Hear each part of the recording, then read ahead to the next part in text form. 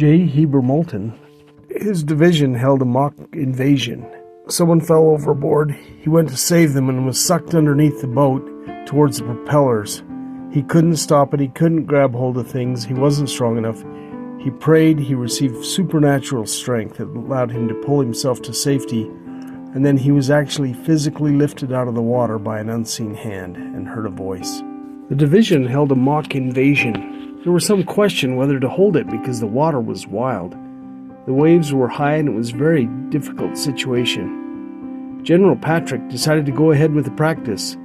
He thought it would be valuable experience and that the actual invasion might go better because of the experience.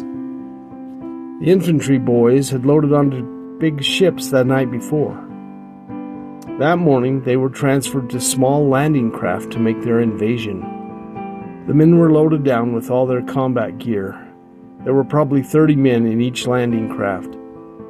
About 150 yards before one of the craft hit the beach, it was knocked sideways by a wave.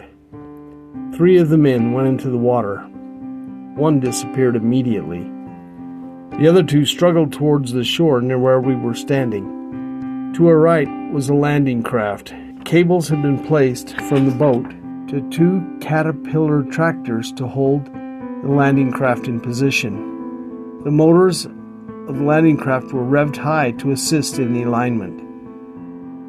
The landing craft held 3 or 4 2.5-ton trucks and possibly 100 men.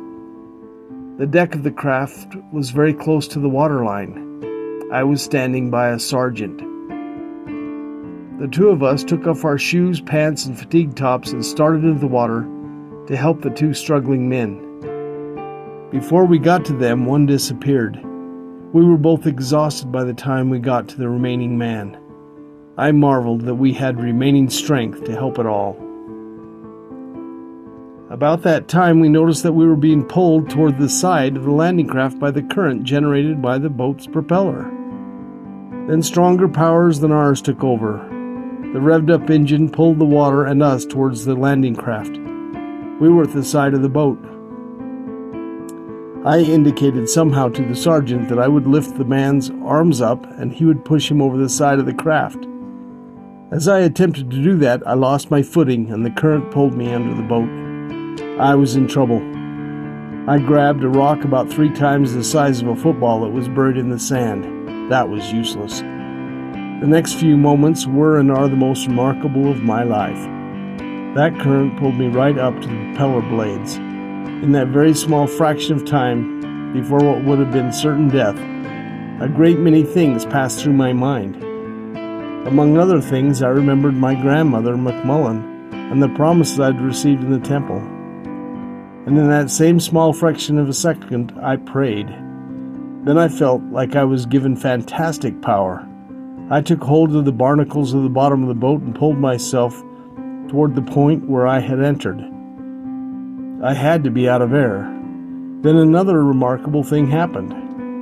As I came out of the water, some power lifted me into the air and actually held me in the air for a short time. While I was suspended in the air, I heard, "And I will give my angels charge concerning thee." Then I went back into the water, made my way over to the side of the boat, and stepped over the outstretched body of the young man we had helped. I walked down the front end of the boat onto the beach. Quite a few men were drowned that day. My strength was nearly gone. I asked to be taken to the hospital. I do know that my prayers on that dark beach were answered that day, and the fear was gone.